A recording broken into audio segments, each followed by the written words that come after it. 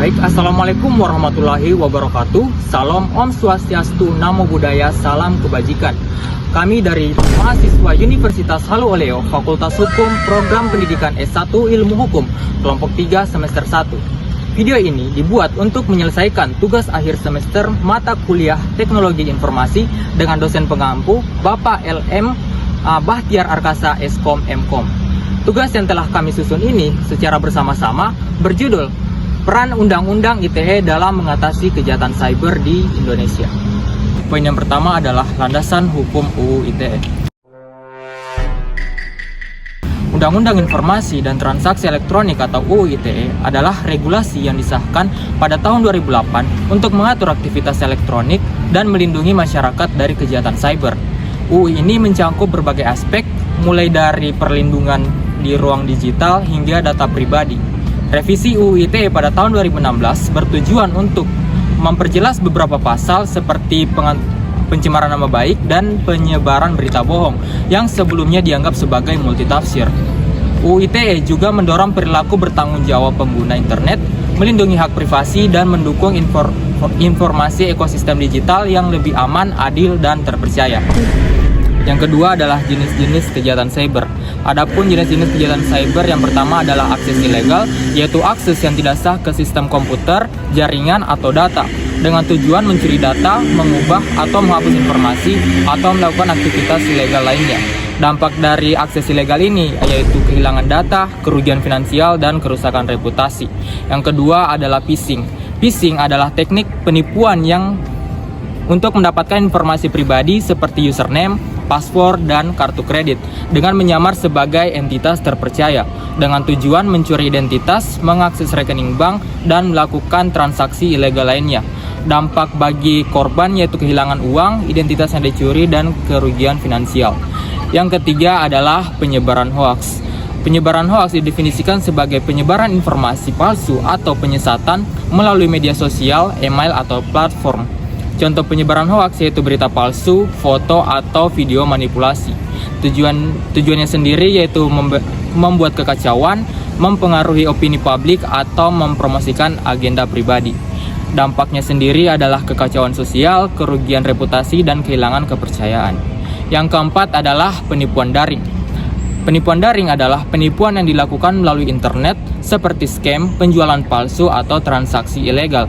Contohnya yaitu penjualan barang palsu, investasi palsu, dan skema Ponzi. Tujuannya sendiri adalah mencuri uang dan mengelabui korban. Adapun dampak dari korban adalah kerugian finansial dan kehilangan kepercayaan. Yang kelima adalah definisi penyebaran malware.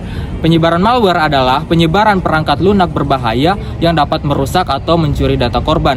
Contohnya itu seperti virus, worm, trojan, dan ransomware. Tujuan dari itu yaitu mencuri data, mengontrol sistem, atau menghancurkan data dengan dampak kerusakan sistem, kehilangan data, dan kerugian finansial. Selanjutnya poin yang ketiga, implementasi Undang-Undang ITE dalam penanganan kejahatan siber. Undang-Undang ITE memberikan kerangka hukum untuk menangani kejahatan siber, termasuk penindakan terhadap pelaku.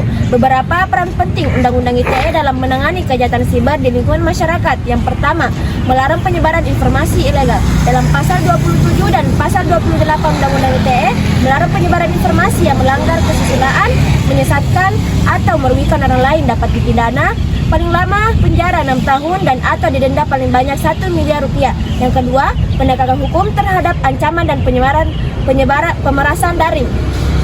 Pada pasal 29 Undang-Undang ITE melarang penyebaran informasi elektronik yang mengancam atau memeras seseorang. Bagi pelanggar terhadap pasal 29 dapat dipidana penjara paling lama 4 tahun dan atau didenda paling banyak 750 juta rupiah. Perlindungan data dan privasi. Undang-Undang ITE melindungi data pribadi pengguna dari akses atau distribusi yang tidak sah. Yang keempat, sanksi hukum tegas.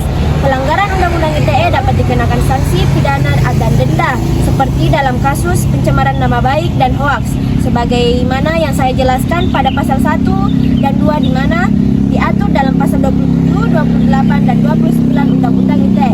Implementasi Undang-Undang ITE di Indonesia telah menghasilkan merupakan sejumlah kasus yang berhasil diungkap, namun masih terdapat kendala dalam pelaksanaannya seperti kurangnya literasi masyarakat dan keterbatasan teknologi. Sebagai contoh, di daerah pelosok sudah jelas mereka tidak dapat mengakses hal tersebut karena kurangnya informasi dan jaringan yang ada di wilayah tersebut.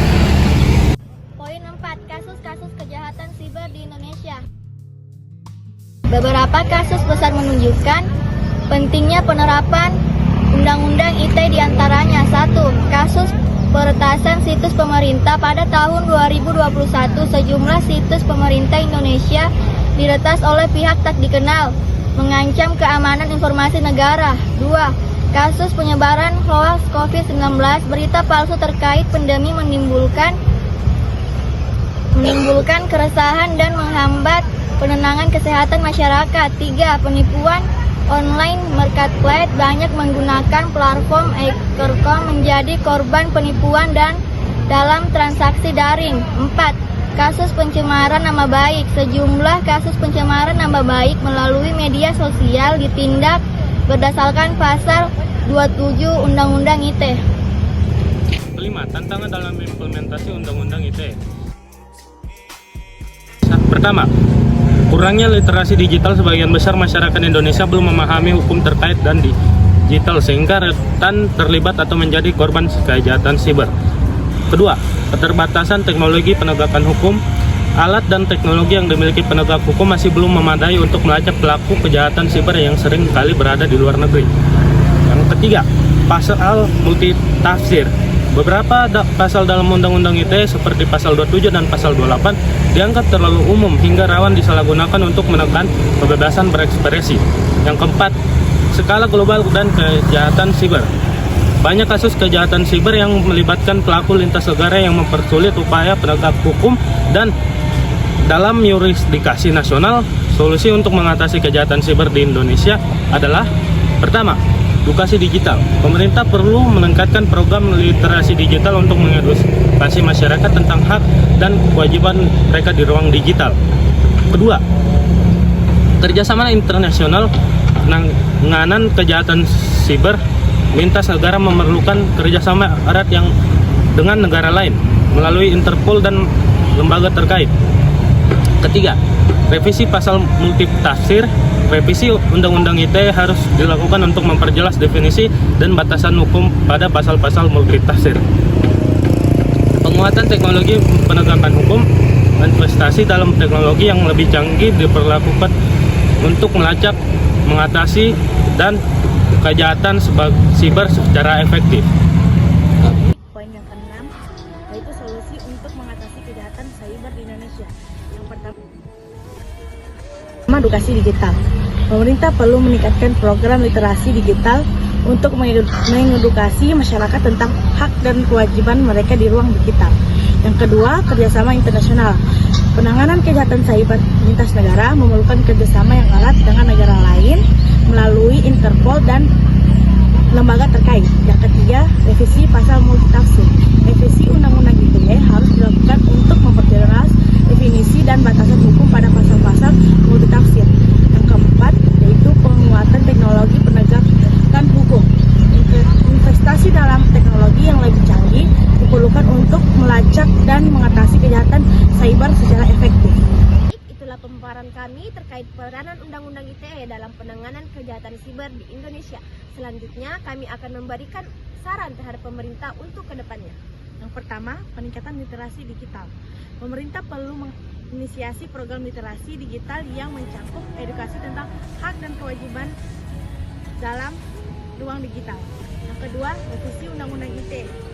Pemerintah bersama para ahli perlu merevisi pasal-pasal multitafsir dan Undang-Undang ITE untuk mencegah penyalahgunaan oleh pihak tertentu. Dan yang ketiga, investasi teknologi. Aparat penegak hukum memerlukan alat dan teknologi canggih untuk mendeteksi serta menangkap pelaku kejahatan siber baik di dalam maupun di luar negeri.